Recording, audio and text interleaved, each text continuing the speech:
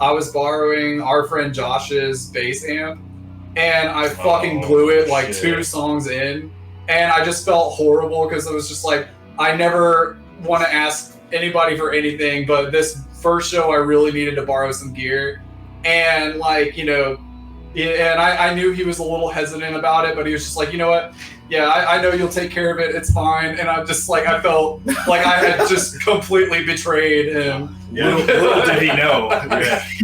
And I think it was just because like I didn't know shit about ohmage. I was just like, oh yeah, let me plug this 8 ohm part into this 4 ohm part. I don't know.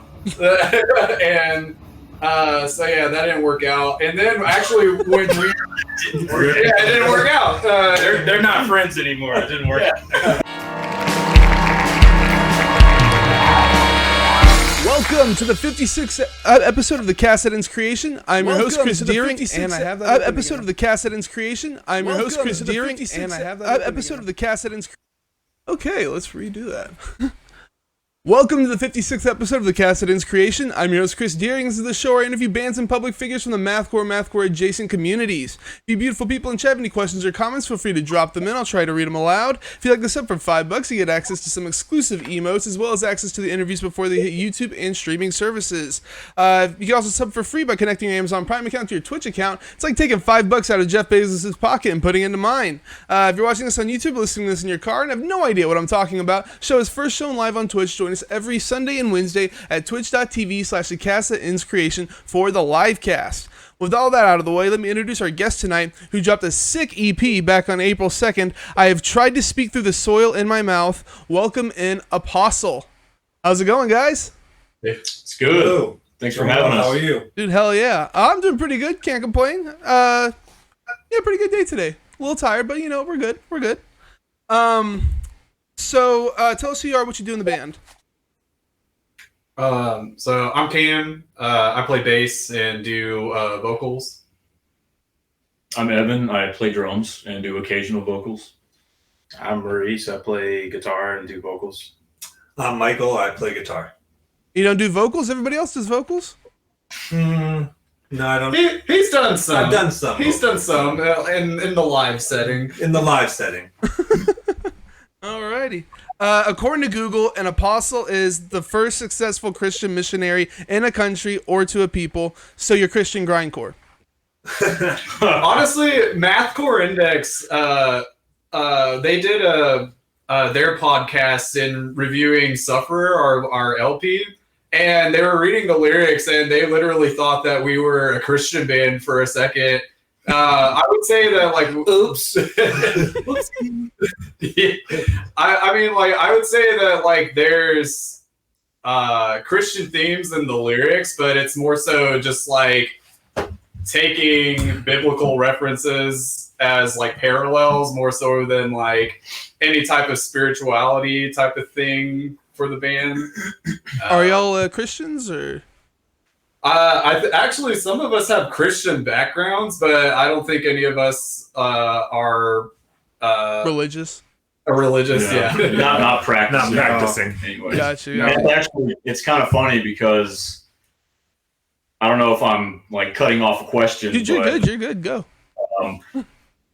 When I came up with the name for Apostle, I was kind of going through like an atheist phase back in my like early 20s, and I was like, if I ever am involved in a band that plays the music that we do, I think Apostle would be a cool name to bring. Just to be edgy.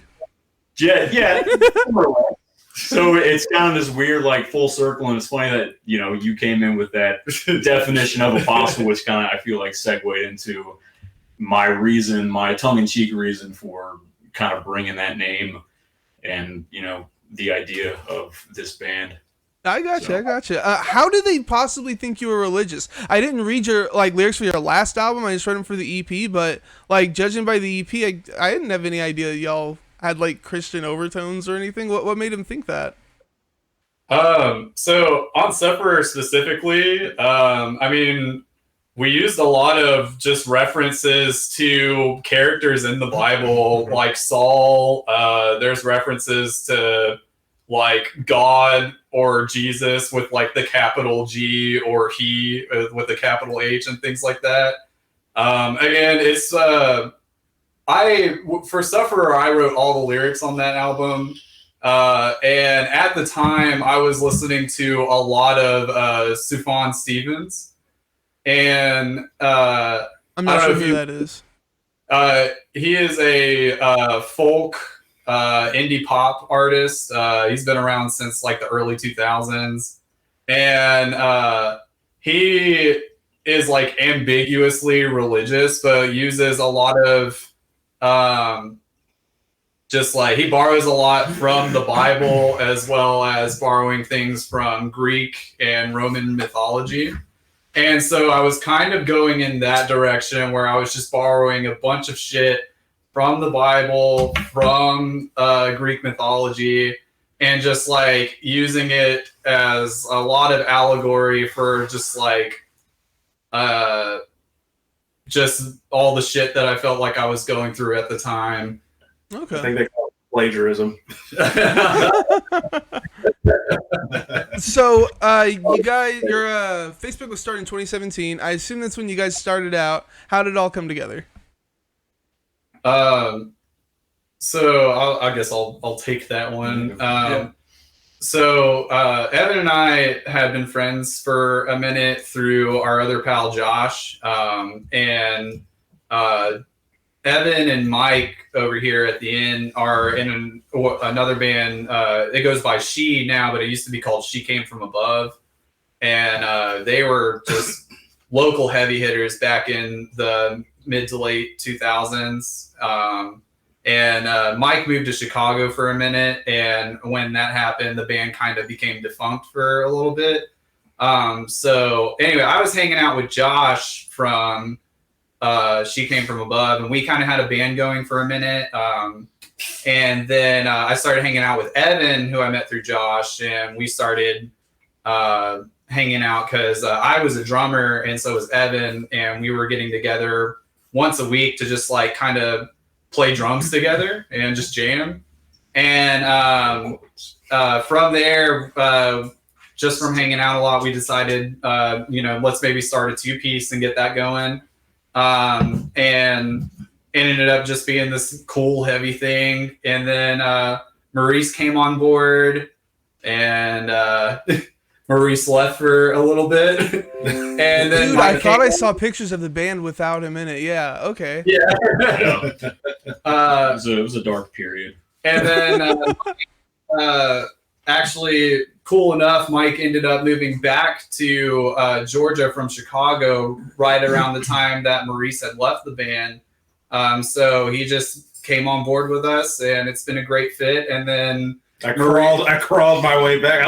Maurice got his shit together and came whatever. He's how badass. How badass really became. Every time I talk, groveled to come back. Every time I talk to Cameron, he was like, also, like, he would punctuate the end of our conversation with, also, you can come back to the band at any time if you want. And I'd be like, no, not gonna do it. I want it. You can't want it for me. So was it the same lineup on every release? No, so it's been different on every release. Yeah, it actually has. Yeah. So the very first EP, Shallow Grades, was literally just me and Evan, and I recorded guitar and bass and did the vocals. And then Sufferer is when Mike joined us and Maurice had left. So that was just the three of us that recorded that record together and wrote that record together. And then when Maurice came back is when we started writing music, really and truly collaborating together. And that's how like this EP that we just released was born, was just like through full collaboration. So this EP is Maurice's first release with us. Okay. Are y'all like the kind of musicians that think every new release you do is really like your first real release and the other ones just aren't great? Or do y'all like all the material so far? I mean, we've retired. We definitely have retired playing some material, but I definitely still resonate with a lot of what we have, even though we don't play it as much anymore. It's all kind of formative, you know? Yeah. Mm. I mean, I was in Chicago when this band started, so I heard it just like anybody else when it came out, knowing Evan and wanting to just check out anything he's drumming on. And then I was a fan of it, so when I came back and it needed somebody, I was stoked to do it. So I've dug it since the Shallow Graves. Yeah. Hell yeah. Not saying anything it was bad. I'm just saying now you have like this final lineup, and you got your stuff together. Like I didn't know if I feel like that, especially because like when I came in, Suffer had pretty much been written, so like it was just kind of like learning and getting up to speed.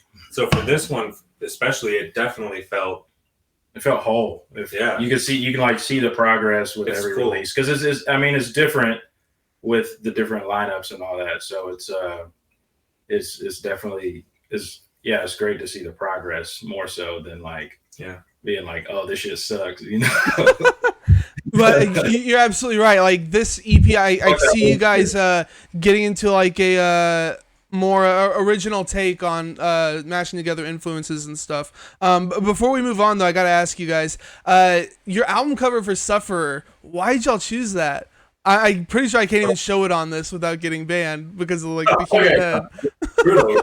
It's unnerving. It's intense. It was when I saw it, I was like, let's go. But that's heavy. Yeah. That's nothing compared to Piss Graves' fucking album cover. It was a little bit inspired by Piss Graves. Just a little bit, because it came out like the same year. Okay, so to get even a little bit weirder about what Sufferer, that album is like an entire concept for me.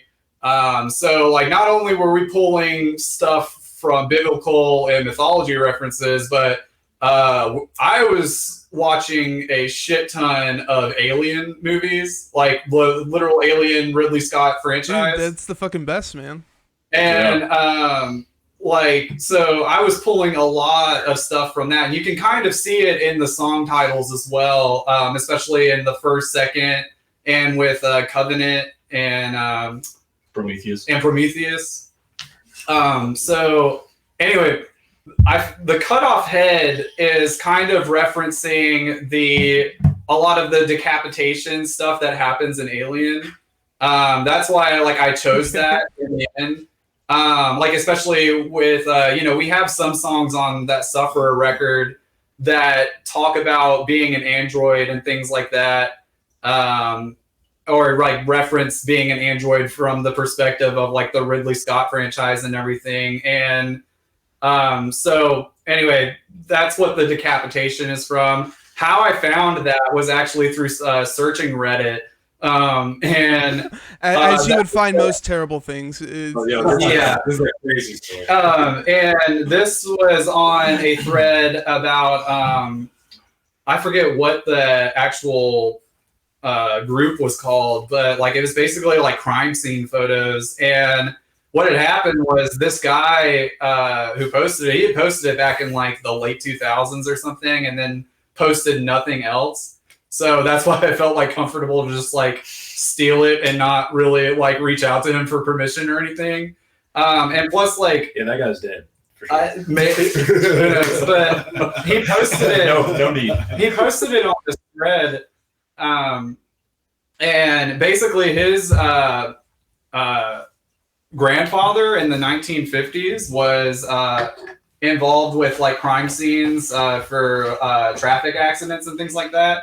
And his grandfather's responsibility was to take pictures of the accidents in the 1950s. Jesus. And so I just had I still have like a whole folder of all of these really crazy crime scene photos from the 1950s.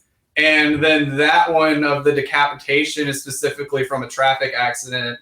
And you can kind of see there's a cop's shoe like standing above it and everything, like you can kind of see in the background. Mm-hmm.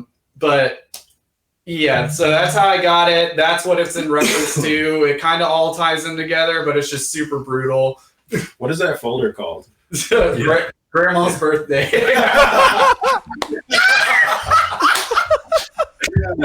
Oh shit, dude! But no one's like enticed to like look at it. Like the fans. Wholesome title. He's trying to throw the fans on. Unassuming, yeah. That's fucking great. You're in trouble if anybody goes through that shit. Right? I would delete that immediately. Yes.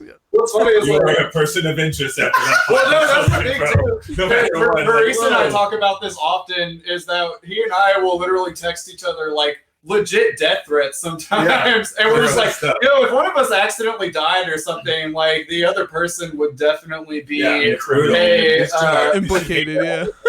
a suspect for sure. And if that were to fall on me, and to then find all these crime scene photos that I have downloaded onto my desktop, would probably not be the best look. He thinks that he would kill me. That's the funniest part. This is what they go back and forth about. They want to be better on This who would is kill the who and why you dynamic. can't You're kill just him saying it because he's immortal. in God. real life. Yeah. It's- If you saw some of the group chat, And man. saying death threats is a disservice. They are long passages.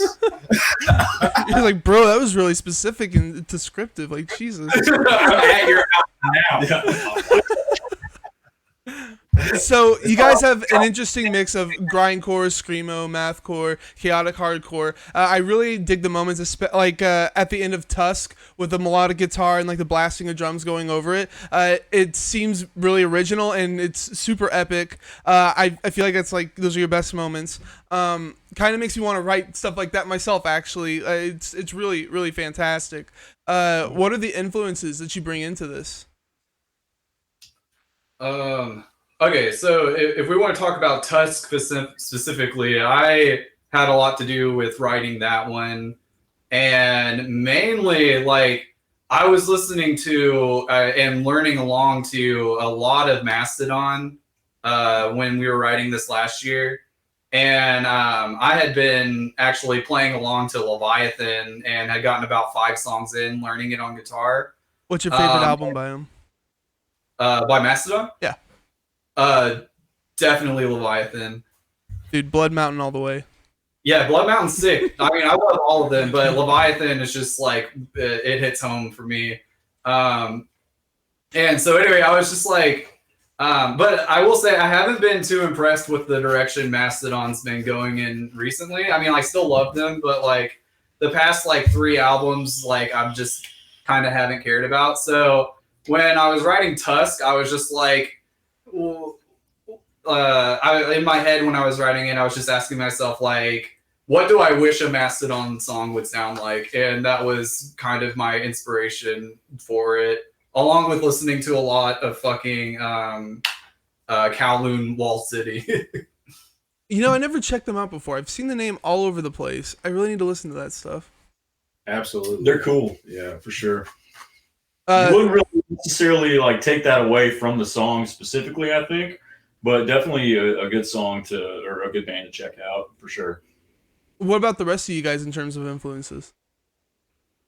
I guess we can just kind of go down the line. Yeah. I mean, I grew up, listening to, obviously Korn, Limp Bizkit. Like that was like my introduction to heavy music, and then from there, I discovered like Poison the Well and like 18 Visions, like a lot of the Trustkill bands in the early 2000s, Hopes Fall and stuff like that. Converge was definitely, still is, a big influence of mine. Hey, Evan, why don't you tell them how old you were when Jane Doe came out?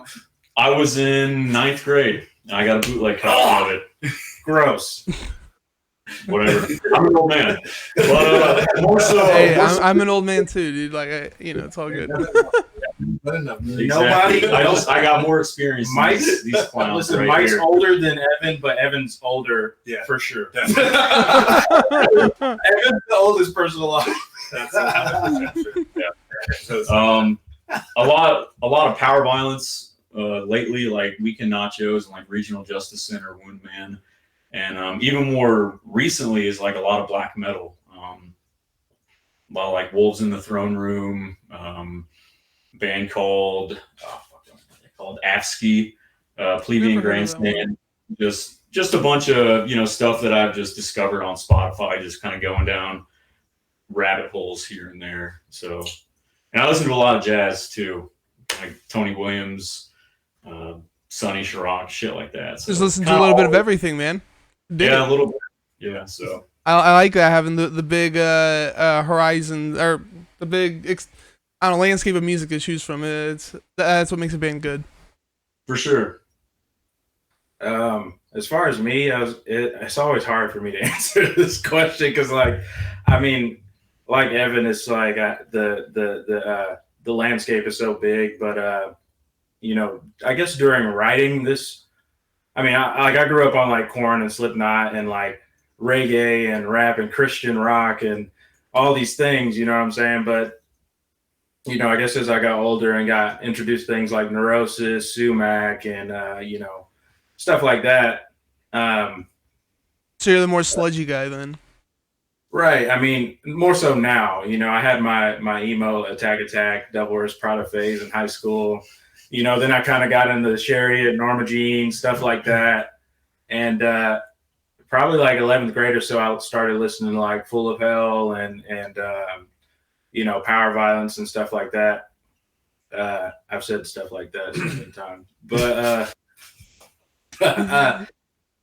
yeah, when writing this last year, I was probably listening to a lot of Plebeian Grandstand and like indie stuff like Spirit of the Beehive and Sade and a lot of like hip hop, Earl Sweatshirt, you know, Navy Blue and stuff like that. I mean, this guy really epitomizes what it means to be like eclectic in his influences. He's just got a huge canvas of sounds that he's always listening to. So, but it always translates into like not always heavy music, but like some form of, you know, I guess darker expression usually, you know what I mean? So all of those things that, you know, make us who we are, you know, that we're listening to that make us who we are.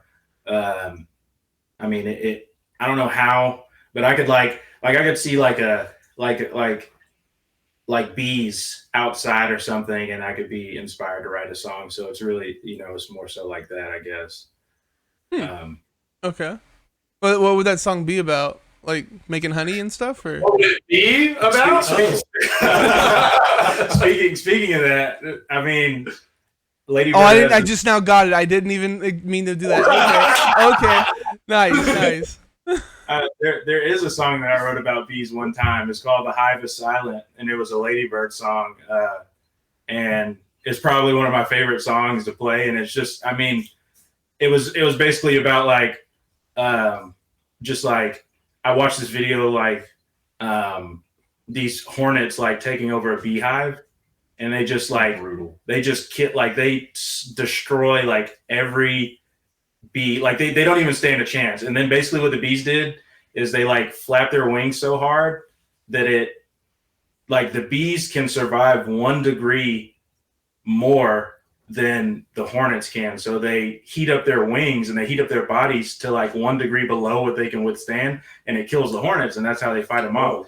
So Jesus. Like seeing a barren beehive and just like decapitated bees, like that's like what that song was about. But that kind of thing is like what I applied to this album. You know what I'm saying? Gotcha. Anyway. Well, yeah, for me, I'm kind of all over the place. As a kid growing up, my family listened to a lot of different types of music.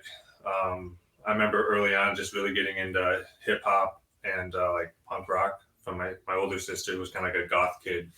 So I loved like a lot of pop punk starting out, like Blink and Alkaline Trio and stuff like that. But then got into like a lot of screamo, and that got me into heavier stuff, like going into Thursday, and then like getting into like the Acacia Strain, and like it just kept progressing. But stayed with the hip hop influence too. Love Jay Dilla, and strangely enough, last year, like specifically for this album, I was listening to like Dilla a lot and a lot of Glassjaw. I still really fucked with that last Glassjaw record that came out in like 2018. It's just so fucking heavy to me. But yeah, just kind of just like you guys have already said, just I like having the pool of influences, you know, and definitely find myself through the seasons, like my music taste kind of flows. I have like on Spotify, I'll do like a monthly playlist and put the year. I've been doing it since like 2012. I can go back. It's interesting to see the flow of music over the years during different parts of the season. So yeah, that's cool, man. I never thought about doing something like that, but that's actually a really neat idea. Like, see where your head was at like a couple months back or whatever. Like I find a new track, like just across a new track or a new band, throw it on that month. And then it's cool too because then when I go back and look, like every month when I start the new month, I'll go and look at the previous years. Sometimes then you remember, oh shit, I haven't listened to this in a minute. But it's also bad because I'm also kind of always going backwards sometimes versus like listening to newer stuff. I think it keeps you grounded. Yeah, but I hear enough Sure. new stuff. There's new stuff that's getting added, but It's so hard to keep up with everything now. Yeah, there's so much. Dude, it's ridiculous how much stuff comes out. You know, like, your I'm like, tastes grow. I'm like, do I want to live my life or do I want to listen to all the new albums? You could. That just like already exists. Right. You know? Yeah. Everything you missed. I had a whole period, I feel like, of life where I just went Ridiculous. backwards and tried to listen to shit that I just didn't catch the first time through. Yeah. So, what do y'all consider your genre to be? I call it like a post-punk hardcore.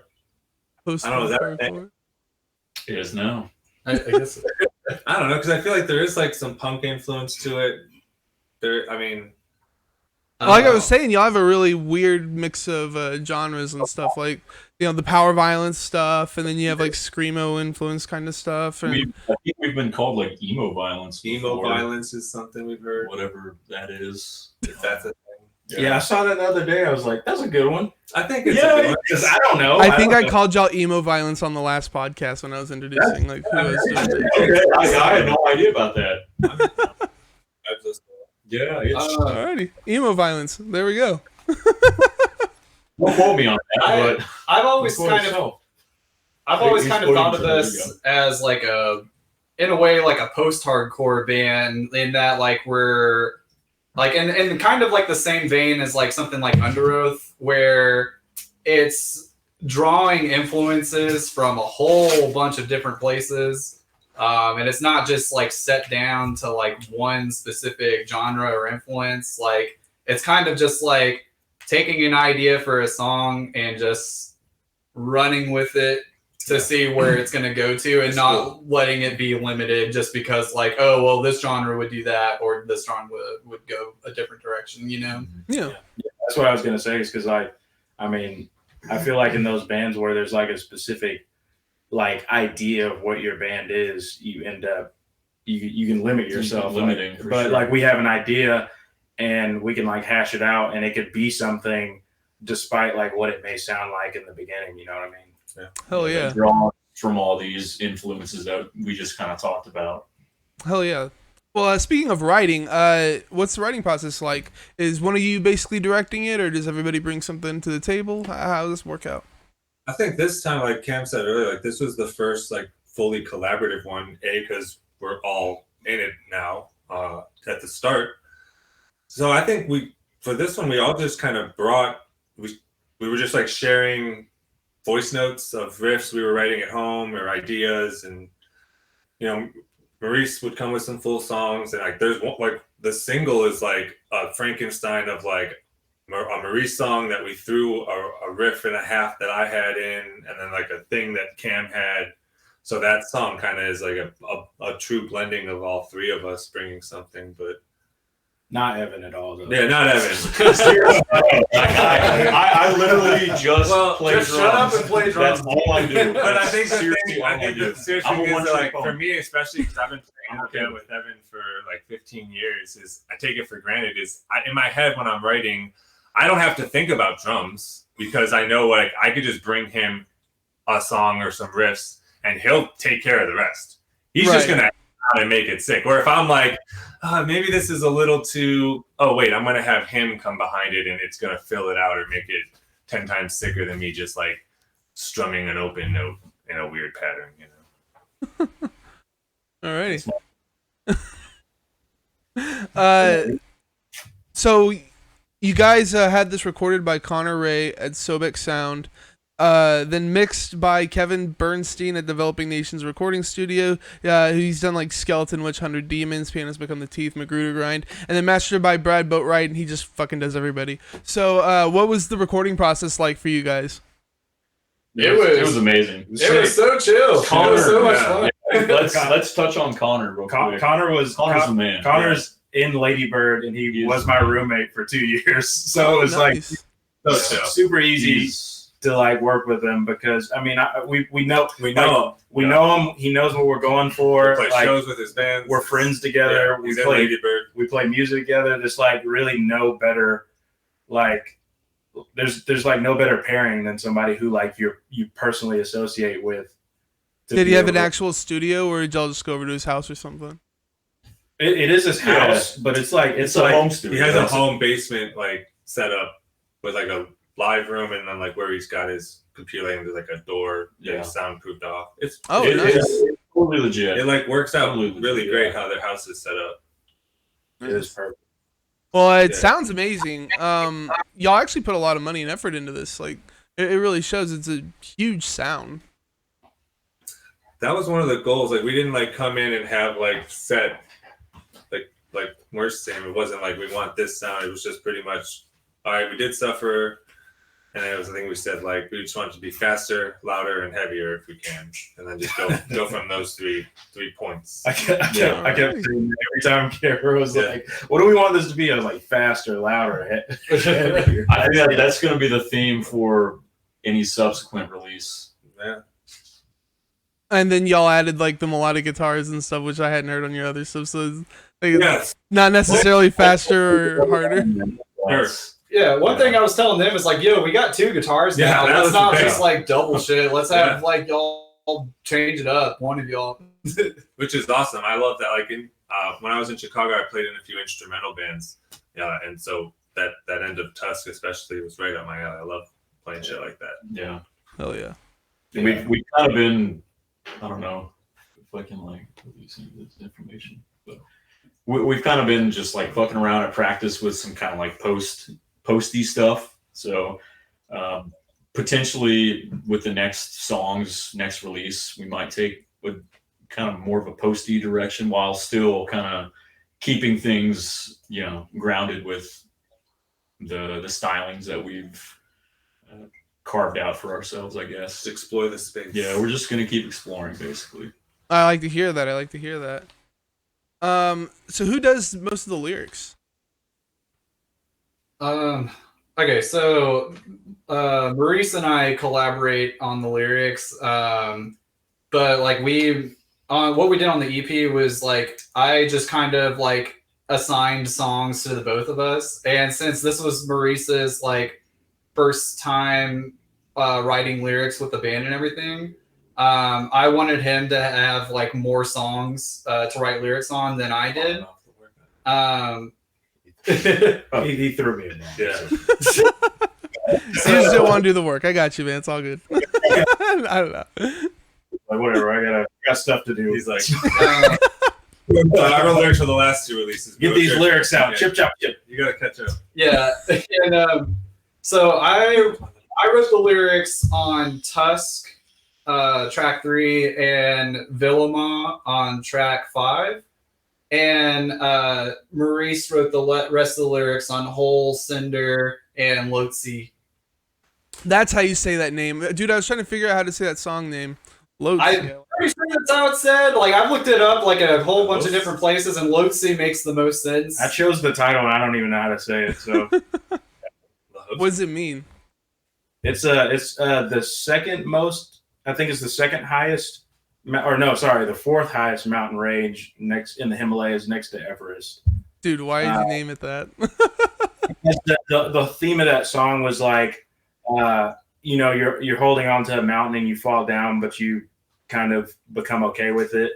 And it was just a way for me to look at how I've been viewing death, but recently, and that just sounded like a cool name to have. I didn't really put too much thought into it, but it was like, yo, what's a cool mountain range that doesn't sound stupid? Okay. So you're not like on top of the world, but you're like comfortable with the place that you're at. Right. Okay. Maurice is also an amateur mountaineer in his spare time. No, I'm not. That's my roommate.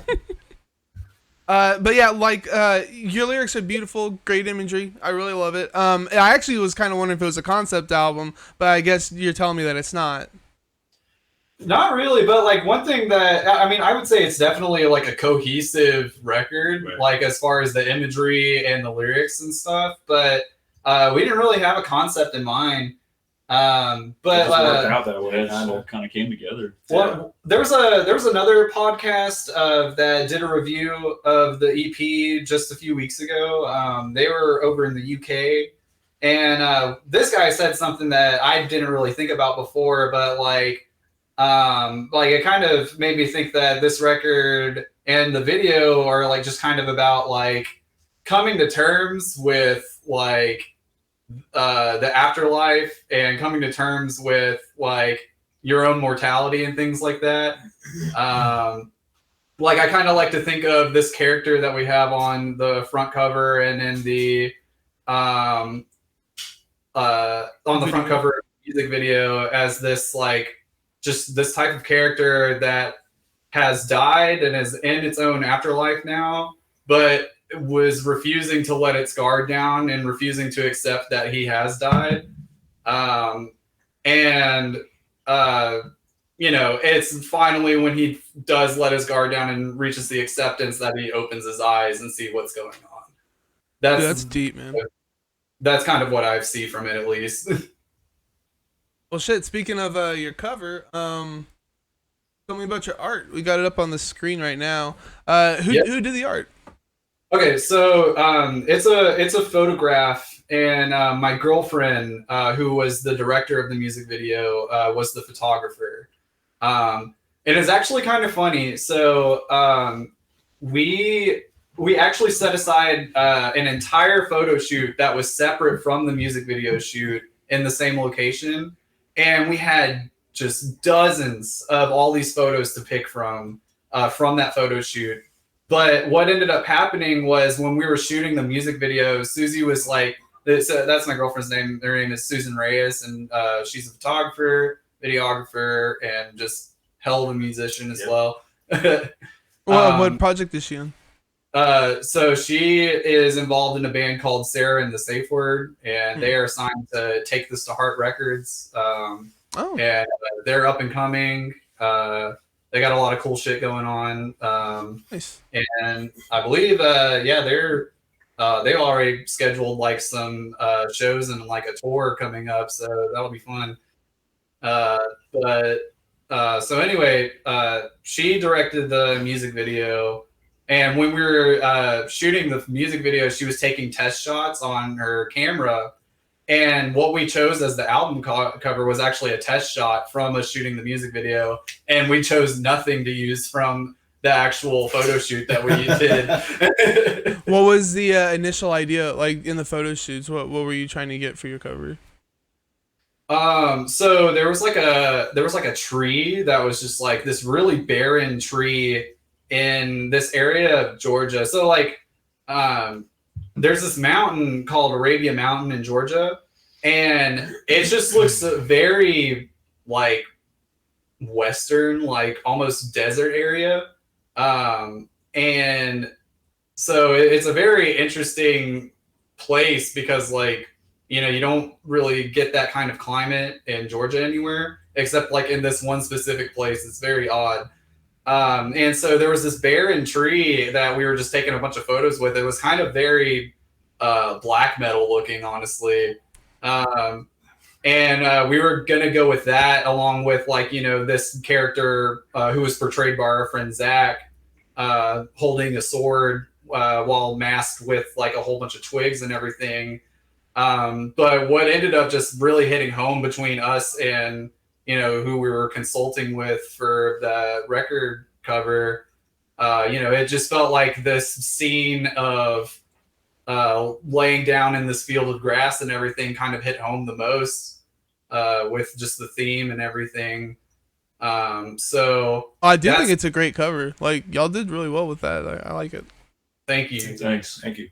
It's got like it's really striking because this isn't something that you would see on other albums. Like a tree, you could see that on a lot of other albums, you know. But this one, it's pretty original. Thank you. Appreciate it. Thank you. Yeah, thanks, man. So speaking of music video, you guys did a sick music video. I'm actually gonna play it. This one's for what was it? Lotzi? Is that what we decided on? Lotzi. Alrighty. So whose idea was it for this video? It was a collaborative effort between me and my girlfriend, mainly, and then our friend Sam, who's in my other band, Of the Vine. He is just a really sick videographer in Atlanta, and he works in the film industry. And he was the one who was the director of photography on this, like shooting all the actual sick ass angles and stuff. But the concept was just like, I don't know. We just kind of like, we jotted all this shit out like 2 nights before the actual first day of shooting. We had like a Pinterest board and kind of a general story, and like just shot out scenes that we wanted to do with this character. So it wasn't really like, we didn't really have a cohesive plot at all until we started editing it. And it thankfully came together really well. Oh, it looks really good, man. It looks like a movie. It's pretty sick. Yeah. So, are y'all in this at all? Or are y'all like the cloaked figures? I am the cloaked person in it. Okay. And so you didn't have to wear the twigs on your face then. Did he get anything like in his mouth while he was doing it? Like, it looks super uncomfortable. Okay. I just gotta say, like, shout out to our friend Zach who did this. He literally tortured himself, like, for the sake of art to make this happen. He was completely blind in this entire process. Like, and, you know, these twigs were twigs that we found in the backyard and just sanded down and didn't really do any special treatment to or anything. So he was just blind the entire time, and we were just telling him, like, off camera, like, hey, go to the right a little bit, slow down, you're gonna hear about to step like off into a ditch or something. Off the mountain. Yeah. Take a break to actually breathe. Yeah. There is this scene where he's like reaching for the sword towards the end, and he's like kind of stumbling around as if he had like been hurt or whatever, but it's probably just because he couldn't fucking see, man. He's just trying to feel. Like physically and mentally exhausted. Yeah. Dude, and he crossed a freaking bridge, like a log going over a little ravine, blind. Like, what the hell? He just put his all, like, we hit him up because we were just like, I don't know who else to hit up. Like, you know, he just seemed like a person that would be down for this. And like, you know, little did we know that like he was actually like willing to go all out for this shit, and like was really like doing some kind of method acting with it as well. Just like really diving deep into this character. He totally brought it to life. It was so cool. Yeah, for real. Shout out to Zach. Yeah, because I would have thought that sounds like a setup. You know, being blinded. And yeah. You know. He's also a fantastic drummer. Yeah, he is. Well. We have someone in chat, Pasty Klein. I don't know if y'all know them or not, but that's Edie. Huh? That's our friend Edie. Oh, okay. They say Zach's Pale Little Thighs. Really love this cover. And the video's next level. Not just saying that because y'all are their friends. Thanks, Edie. Thank you. Looks like y'all got a couple of friends in chat. Coheed Cameron. I'm not sure if y'all know who. I was responding.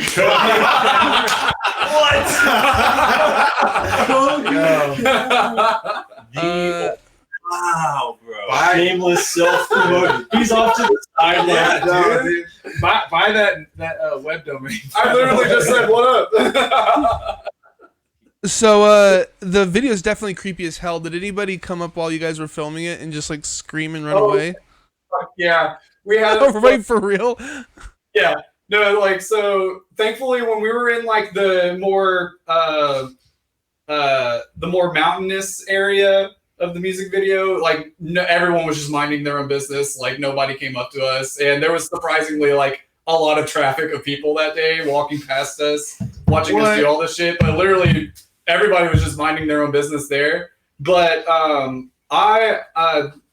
was like searching around for the foresty area, and I went back to my hometown in Hiram, Georgia, and that is like just the boonies, fucking central, like just redneck fucking central out here in Georgia. And while we were shooting out there is when we had at least like 5 old ass redneck dudes like walking up to us like, hey, what are y'all doing? What the hell y'all doing out here? Like, what cult are you involved in? Can I join? What kind of bullshit is this? So you guys played a decent amount of shows. You guys ever go on tour? It seemed like it was just like local shows. We did a couple of weekenders, but like nothing major yet. The furthest we've gone out is North Carolina so far. Okay. We really did have some plans to start going elsewhere, but you know. yeah. Obviously, a bunch of shit happened. So out of the ones you have done, what's the best show so far? Okay. So there's a couple. I'll tell you my favorite show. While y'all are talking about it, I'm gonna be showing some footage of y'all playing live. Cool. All right. My favorite show personally was that one that we played at the bakery with this band called Upchuck. Oh shit! That's a sick band name. I don't know. That was my last show. That was Maurice's last show. I don't know what he's talking about. And so our home venue, which unfortunately it's closed down for now. I don't know if they're going to start something new or what. It's called the Bakery, and it's on the west side of Atlanta. And we played there like 90% of our shows were played at this venue when we're just playing out locally. And there's this one night we played with this band that's also from Atlanta called Upchuck. And they're just, straight up a hardcore classic punk band.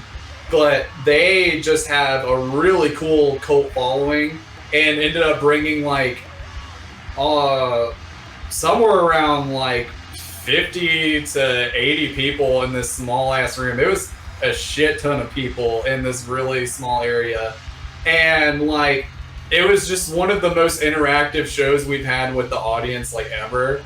And like, it was where like I was actually like literally playing my bass and like people were pushing me around and shit while I was playing. It was a lot of fun. That's awesome. Seems like y'all would have torn that little space up though. Yeah, no, I mean, there were people hanging from the ceiling, just really fucking shit up at that show. It was so cool. That's fucking sick. I gotta say though, that Boone one. Yeah. Yes, The Boone that's my put- next one. They put they got like how many people in that trailer? Yeah, it was like it was a Holy fucking shit. In a trailer? What? yeah, like a mobile home, A double wide. Yeah, Yeah, it was a pretty big trailer. A But big trailer. they got Nice trailer. so many people in there, and it was like All people from all walks of Yeah. like every scene of people were hanging out on because I think Appalachian State Yeah. University is like near kind there. of in that backyard. it's like I got on a nothing else to mountain. do. Yeah, like people were hanging off It was like fucking the fucking. crazy. They were on top of their shit, dude. They were like at the door. There was no other exits, one entrance. They were like, we got Cash App, PayPal, Yeah. Venmo, You had to get we take pesos, Bitcoin, whatever. You could bring your own liquor, bring whatever you Yeah. wanted, and Yeah. everyone showed up with like a case of beer or 2 bottles of alcohol. It was like, wasn't expecting that when we showed up on this mountain Yeah. double wide. Some Huge dude got his turnout. head stomped in while we were playing our set. Dude. Jesus. Remember that? No. You don't remember that? No. The dude that got his We were head playing stomped the set. True. No, I don't mean you That was saw on it, the but they set. would hear about it later. No, that would be fucked up if you didn't stop it. Like, help that guy. You're like, I don't fuck. remember that. Holy shit! I hope he's okay. He's the guy that got his head stomped in. That's why he doesn't remember it. My personal favorite was at this bar and theater called the Flicker Theater out in Athens, Georgia. Wasn't necessarily the greatest turnout, but I think some of the clips are on. Mike, I think you have some of the clips on. Oh yeah, it's on. Oh yeah, we have some on Instagram. Yeah, on Instagram. I think it might be on YouTube as well. Yeah. But musically, we were just all, laser focus, tractor beat. Yeah. We were just all right there. Just Oh yeah, that's like one of the best feelings when you just pull it off like perfectly, exactly. I think the Suffer release show was pretty sick. That was packed out, great lineup. That was really Oh yeah, that was also show a very was good show. fucking nuts. Our release show. Well, Yeah, so like that was like kind of a dual release show. that was kind of a dual release show. So the other band on the bill that night, Callous Cowboys, was also their Dude, release they fucking roll. Look at that. Look at that. for Die on Mars, and so we had that, and then like 2 touring bands For Your Health, and a few other. Yeah, we had Yeah, For Your Health yeah. on that show and Jillian Carter on that show. God damn, dude. It was fucking. It was a stacked lineup. And a couple of other local bands that are friends with us, 10th Row.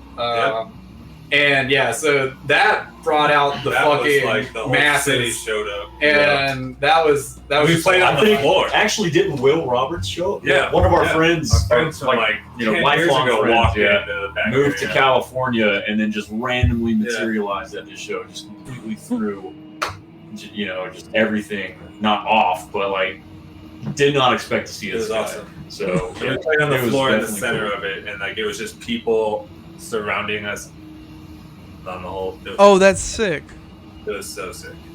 It was just so sick. Well, you let's take a hard. You did the mother vocals. You talking about the one at the bakery? Yeah. For Suffer.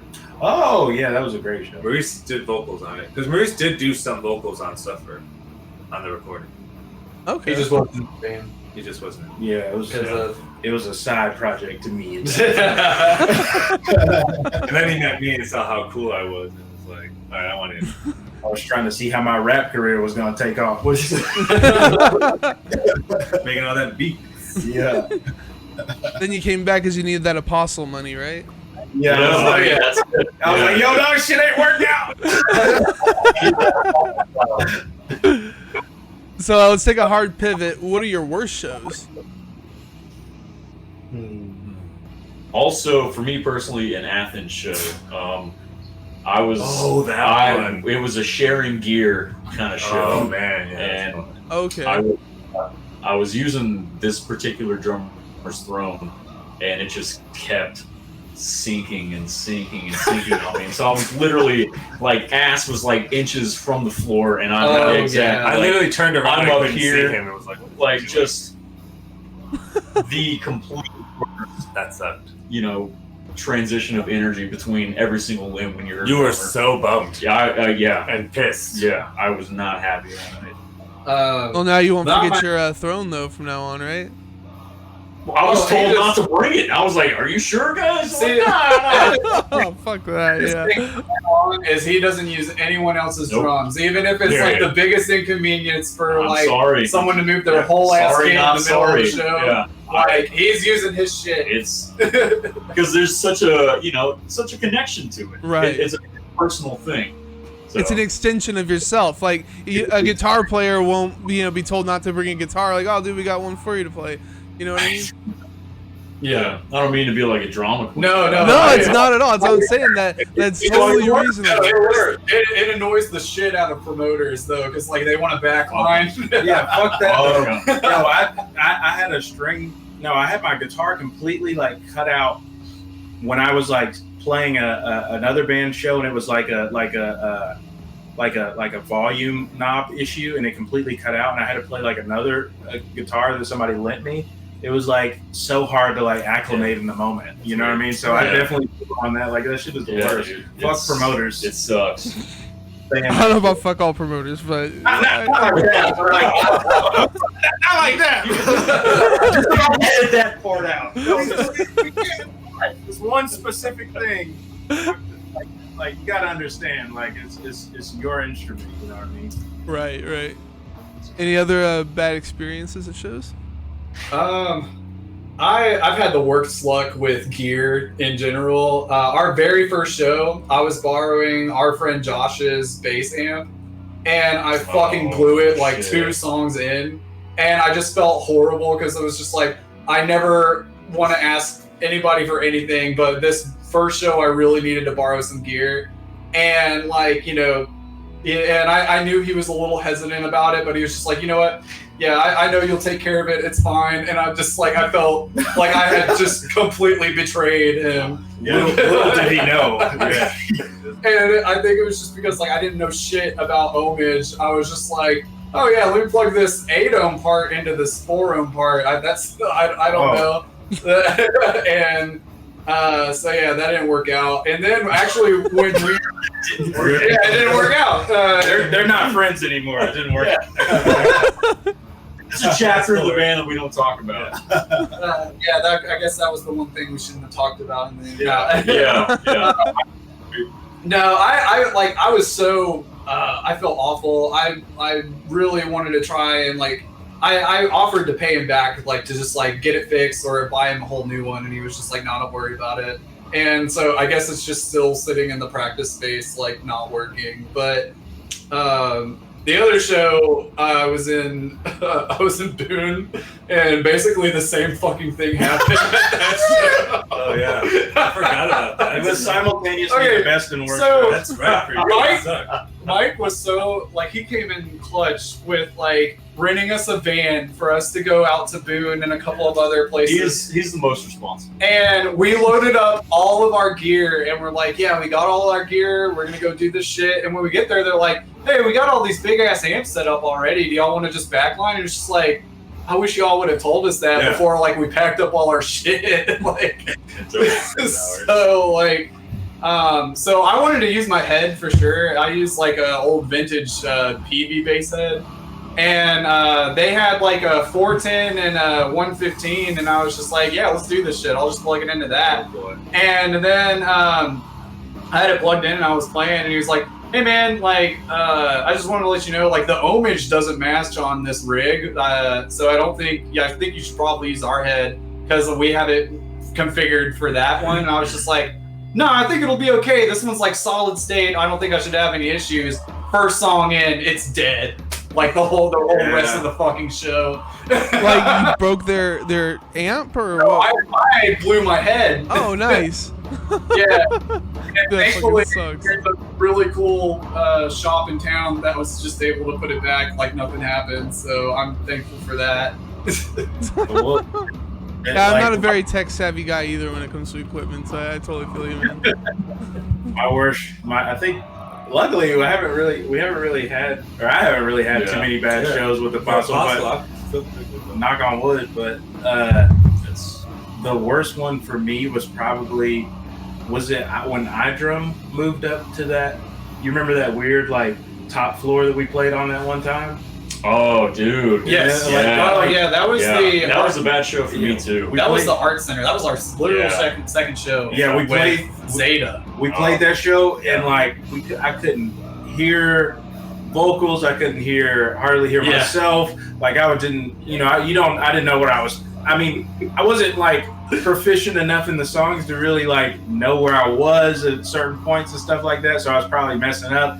And then Zeta came on, and like shout out to Zeta. They're fucking awesome. They're also always nice to us and shit like that. They're a great band. But they like blew it out of the water right after too, and I was like, damn, dude, we just like washed out. Hey, at least you didn't have to follow that, man. The thing about that show too is I almost blew the head I was borrowing for that show. Jesus Christ, dude. That's your homework, man. You gotta figure out how these amps work. I got it figued out now. I for real do. That's not fine. That show. Yeah, I know I'm never lending you an amp head. I was borrowing a tube Ampeg SVT from our friend Daniel. I'm telling you, man, borrowing gear is not the answer. Yeah. Right. It's not the move. Yeah, if you're gonna put fucking dispatch homages, Well, this time I was literally playing through one cabinet, and this was like a tube amp that had a whole bunch of different ohmage range, so it worked out. But I was pushing the amp way too hard because I had like this Rat clone pedal with the gain just turned all the way fucking up, and like by the end of it, like you could literally smell smoke just coming from the tube amp, and I'm just like, I remember that. I think this is fine. Right, like the meme with like the dog with the coffee cup sitting like the place on fire. Yeah. Like, this is fine. This is fine. This is fine. So what about the weirdest show you guys played? I think some other ones we've had are like bands playing in the ice cream parlor. We had a hardcore band playing to a group of fifth graders in an elementary school. You got anything along the lines of that? Yeah, no, dude, it's weird, right? It's weird. I wish I could remember their names so I could tell you. But it was on the interview I did with a dude from Eyes. He played in a band, really did that. But yeah, anything weird? We played in a deli in North Georgia called Cloud Space Deli. Not a bad show. And I don't know if this will get back to that promoter or not. I mean, that guy is fucking rad. His name's Joe, but like, And he was like one of the first promoters to actually pay us like a significant amount of money, and like the turnout wasn't even that great. But like 5 minutes into that show, like he was running the door and was just fucking passed out drunk. Like, so people were just walking in and out, and like meanwhile, like the owner of this deli is like kind of this really conservative Republican dude, just going off on some political shit, like in the middle of this other band set, like yelling at them or something. And I don't know, it was a little weird. Yeah, I think that qualifies. Did you get free sandwiches at least, like playing at a deli? Oh, I'm sorry, what? Did you get free sandwiches playing at a deli? Oh no, we had to pay for it. We did have to pay. What the fuck, man? Dude, Republicans, man, I'm telling you. Anything you can do to make fucking money, am I right? Just cut me off a little slice. Capitalist pigs. There's a show that's even better. We played with False Accusations down in Savannah, and this other band called Dynaside. False Accusations, if you're not familiar with them, I definitely am. Oh, okay, yeah. They had a few exclusive releases through Mathcore Index and stuff. They had a really cool thing going on while they were still a band. Anyway, they were in Savannah, and we drove down there to play with them, and we literally played in the smallest kitchen ever. And not only did like we all play in this kitchen, like fucking False Accusations and the band they were on tour with, Dynaside, were just completely fucking up this kitchen. Like, it was getting destroyed. It almost was like just like a couple of tiers below that like Chariot video in Australia. Oh, were they on the house, the roof of the house?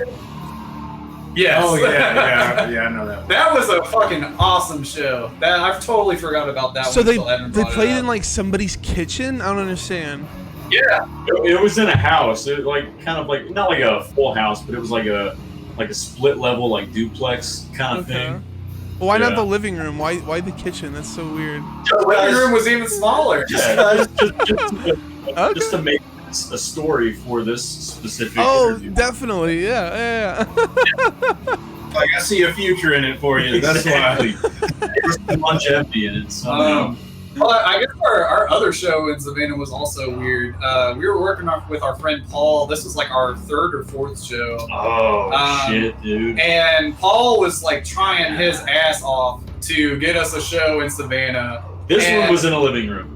And yeah, small living room. Okay, upgrade. It's an upgrade then. I gotcha. It's equally as small as the kitchen. We're going back and forth trying to figure out when the show is going to happen, and it's literally the day before, and we still don't have a flyer or any information. That was the Lady Velour show. Yes. And she posted her titties. She posted her titties.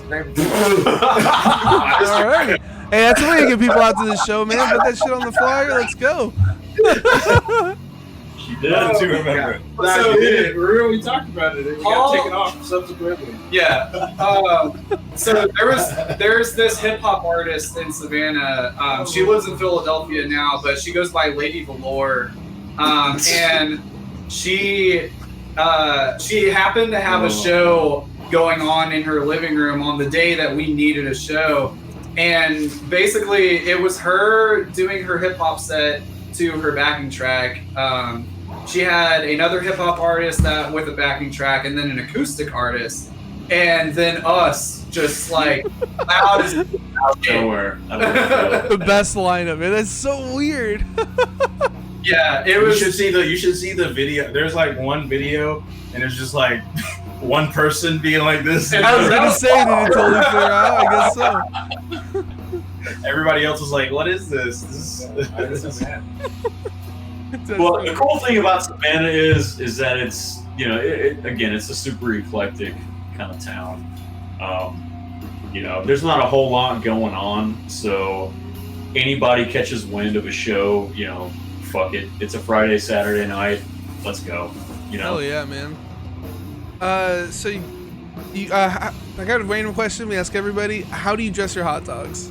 Oof. Waiting for this one. Yeah, you knew it was coming. Yeah. You said that like you were. He said it like I said it like I was going to answer go first. We're going down the line. I literally just put mustard on it. That's all I need. I'm not. Simple man with simple pleasures. I like it. I'm not picky. I mean, I'll eat a fully loaded one. I've had a Chicago style one and loved it. What's Chicago style? It's just like topped with like everything in the kitchen sink. That's all I can think of. Relish, onion. Mike can tell you more about Chicago. Cucumber. Yeah, instead of a pickle, it's like a slice of cucumber. Celery salt. Ew. Yeah, it's interesting. It's cucumber, just like no flavor. I don't like it. Yeah. I like chili cheese slaw dogs from Okay. Varsity down in Atlanta. Oh yeah, the Varsity. It's Like yes. My cold. This is also how you know he doesn't live in Atlanta because he likes the Varsity. Yeah. That's how you know his shits are mad weird. That's how you know that he's like outside the. I don't know what that means. Yeah, chili, cheese, and coleslaw. Like that's all you need. Hey, it sounds good, man. Sounds good. My hot dog choice is mustard, onion, and sauerkraut. Preferably like a sausage, but I will eat a Quick Trip hot dog in a pinch. Or who's kidding? Who? I'll eat a Quick Trip hot dog right now. I'll do it. Like, All right. Braver man than I. You're a braver man than I. yeah. I'll just do a hot dog, put a pickle slice on it, take said pickle slice off of it, eat the hot dog plate with the pickle on the slide. Yo. Put it on. Take it off. Well, the thing is, when I order the hot dog, they put it on there, so I take it off. I'm not. It's sacrilegious to ask them to take it off. like if I was going to make it at my house, I wouldn't like put it on. You just tell them not to put it on then. I thought it was like the Hannibal Well, Buress I'd rather pickle just juice. say like, I can take it off. It's no big deal. I thought it was like that Hannibal Buress pickle juice. No, it's nothing like. It's just. Dude, do you think that they see you taking it off and throwing it away and being like, bro, what the hell? I eat it. Oh, you eat it. So why don't you just leave it on the hot dog? Because I want it to be separate. Okay. It's like a texture thing for me. That's what it comes down to. Yes. It's like a gotcha. dessert for you. I got you. A dessert. It's a salty dessert. It's like deconstructed hot dog.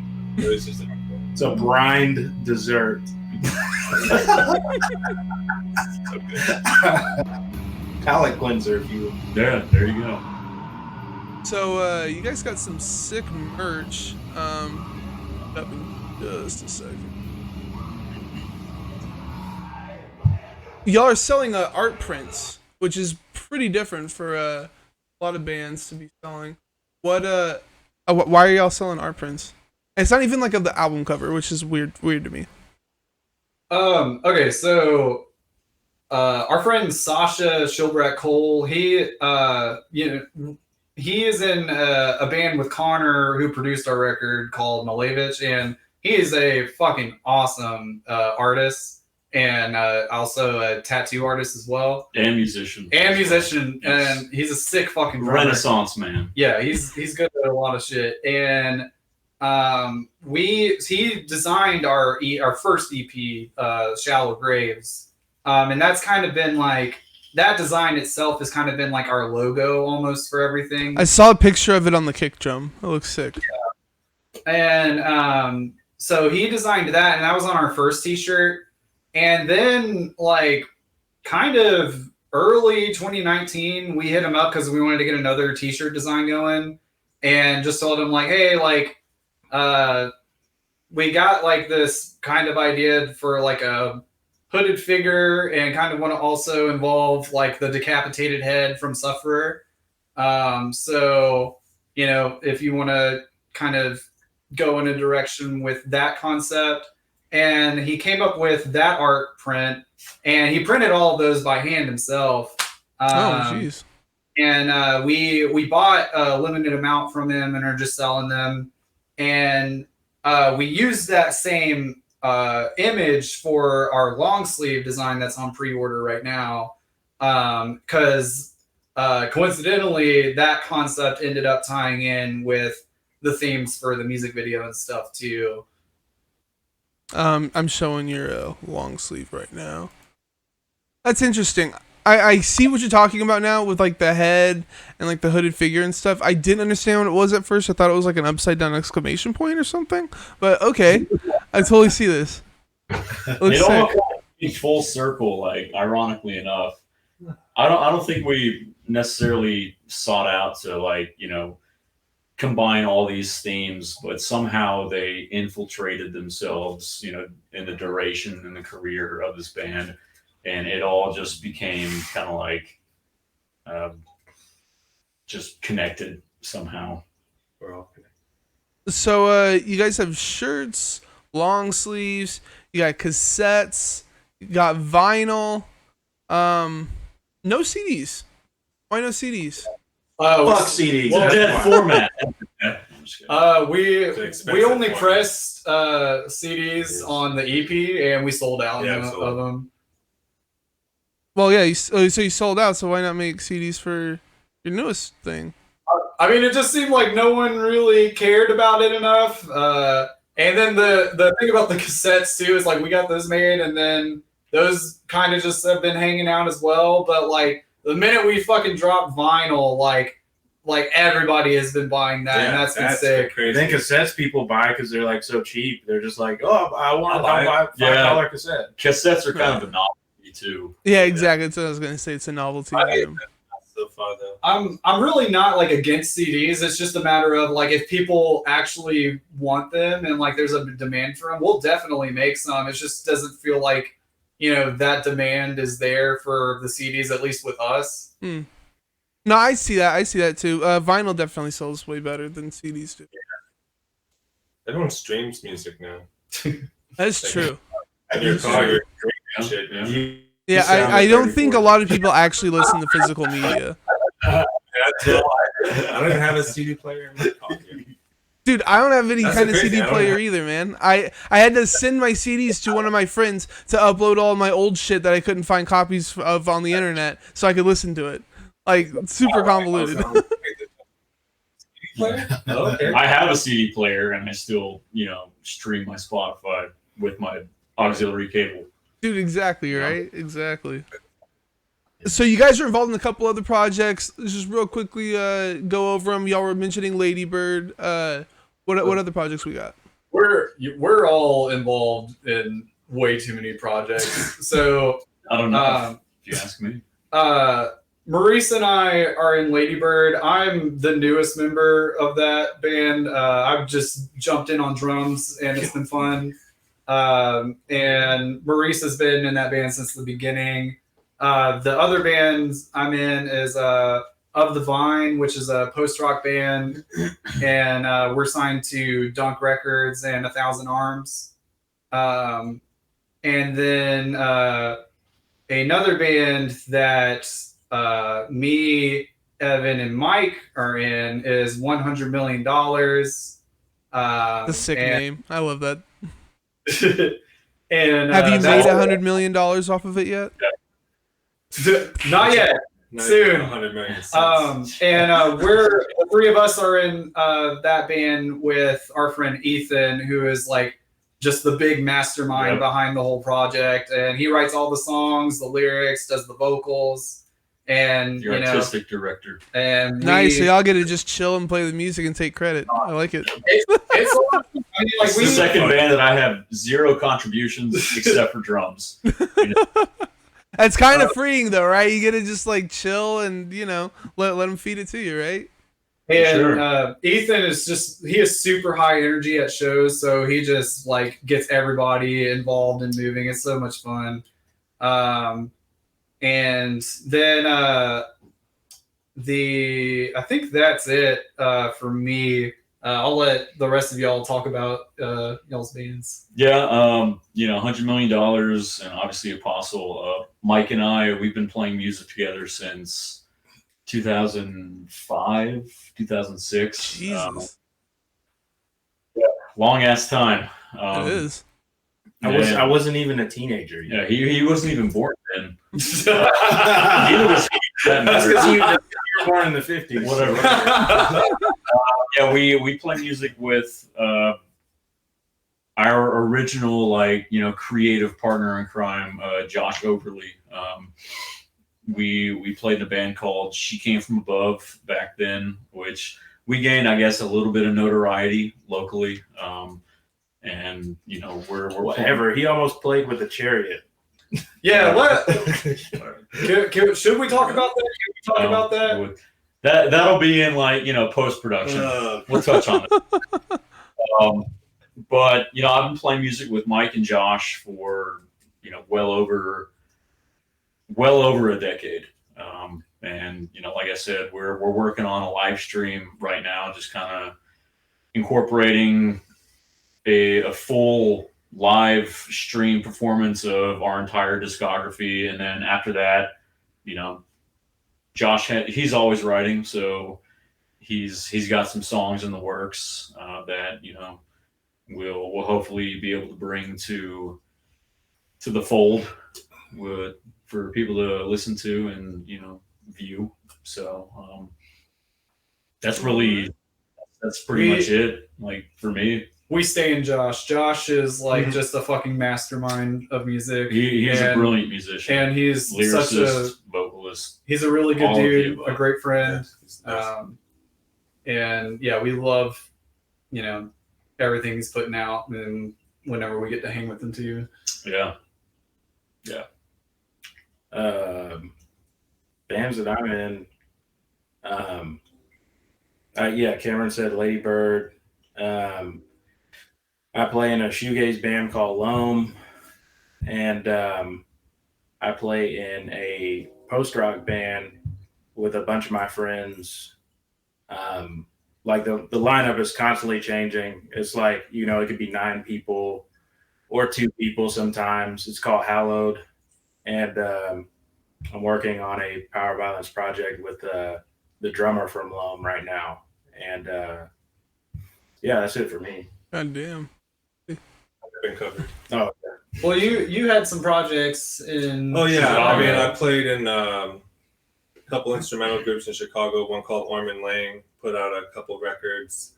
One called Fade with 2 A's, another instrumental group, kind of in the realm of like the Russian Circles vibe, from the Midwest. Played with this group called The Captain Hates the Sea, and then I did this. The Cat That Hates the Sea. The Captain Hates the Sea. The Captain Hates the Sea. Okay. Yeah. Still weird, but a little less weird. Okay. Showed up to play. I played bass. I had that job like Evan does with drums. It was nice. And then show up. This band called Corral, Corral, was the last group I was playing with Fade as well in Chicago before I moved. God damn, y'all are hard workers, man. Shit, all these bands, I couldn't do that. That's crazy. Got to, man. It's barely manageable. Yeah.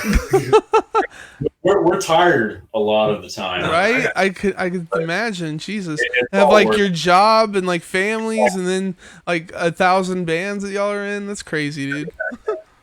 I've got a dog. I have a cat. That's pretty much it.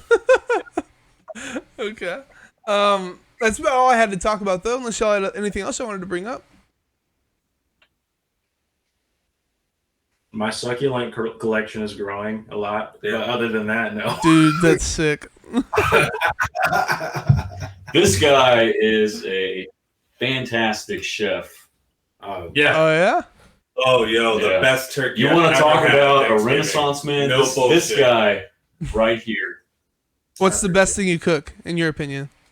The best thing I cook? God, that's a hard question. That turkey. Give me Are you one smoking sec. that turkey, or are you like brining it and putting it in the oven? Well, we brined it a couple of days and fried it. We deep fried it. Yeah. Dude, I've always wanted to try that, but it seems so dangerous. I don't know. It is. You just got to be careful. I mean, you just lower it down because so good. Though. People will do it like right next to their house and then wonder why there's no house when they come back home. Why would you leave it to start with? But yeah, you want to make sure it's thoroughly frozen and then to dump it in the oil, right? Like, Huh? I said you want to make sure it's thoroughly frozen before you drop it into the oil, right? Absolutely. So it explodes everywhere. Yeah. Exactly, 100%. The best thing that I think I cook. I don't know if there's a best thing, but a lot of times I'll just go to pasta because that's a thing that have worked on a lot. You know, making stocks and making pastas is kind of just like therapeutic. So it's kind of easy for me. And I don't know. I don't even know if it's really the best thing, but it's like some of my personal favorite. One of my personal favorite things to cook. You know what I mean? Nice. Yeah. Alrighty. Black Lives Matter. Arrest the cops that killed Breonna Taylor. I'm sorry. Say it one more time. Black Lives Matter and arrest the cops that killed Breonna Taylor. Dude, fuck yeah, man. How has that not happened yet? Or like a fucking trial or anything? That's crazy. Already dealt with George Floyd, but Breonna Taylor happened before him, and we haven't dealt with that yet. It's crazy. Yeah. Hopefully in due time. All right. So if you find yourself running around the woods with sticks on your face, the perfect backdrop is I Have Tried to Speak Through the Soil in My Mouth, the intense new EP from Apostle, which came out April 2nd. You guys are on Facebook, Instagram, Twitter, Bandcamp, YouTube, all of them at Apostle Sucks. You're also on all the streaming platforms. Anything I'm missing? No. I think that covers it. Yeah. Alrighty. As for me, drop my channel a follow so you always know when I go live. You can also sub to get access to some exclusive emotes, as well as access to the interviews before they hit YouTube and streaming services. You can sub for free by attaching Amazon Prime account to your Twitch account. You can find me on Facebook, Instagram, Twitter, and YouTube. YouTube folks, if you enjoy the video, drop a like, tickle the notification bell. Don't forget to subscribe. It's a great way to support me for free. Check out my music, The Sound That Ends Creation, at thesoundthatenscreation.bandcamp.com. My next guest is Connecticut-based progressive death metal band Stone Healer, who's dropping their filthy debut album on Friday. Everyone should check that out. Join us this Sunday, May 2nd, right here at twitch.tv/thecastthatenscreation for the live cast. Thank you all for being here. Hope you had a good time. Oh, thank Absolutely. you so much Thanks for having us. Yeah, Thank you so much. Appreciate you. Let's do this again sometime. Dude, hell yeah. Y'all are welcome anytime. Whenever y'all put out something new, just hit me up. And thank you everybody else for watching and listening.